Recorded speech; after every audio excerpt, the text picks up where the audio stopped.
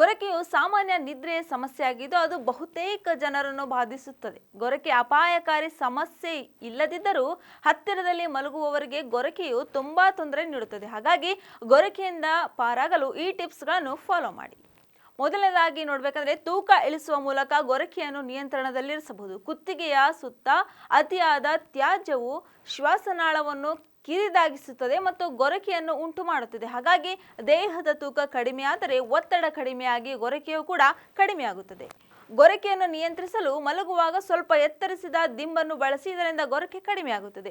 ನಿರ್ಜಲೀಕರಣವು ಶ್ವಾಸನಾಳದಲ್ಲಿನ ಲೋಳೆಯನ್ನು ಬಿಗಿಗೊಳಿಸುತ್ತದೆ ಮತ್ತು ಗೊರಕೆಯನ್ನು ಹೆಚ್ಚಿಸುತ್ತದೆ. ಹಾಗಾಗಿ ಸಾಕಷ್ಟು ನೀರು ಕುಡಿಯೋದ್ರಿಂದ ಗೊರಕೆ ಬರುವುದಿಲ್ಲ. ಈ ರೀತಿಯ ಮತ್ತಷ್ಟು ಹೆಲ್ತ್ ಟಿಪ್ಸ್ಗಾಗಿ ನಮ್ಮ ಪೇಜ್ಗೆ ಫಾಲೋ ಮಾಡೋದನ್ನು ಮರಿಬೇಡಿ.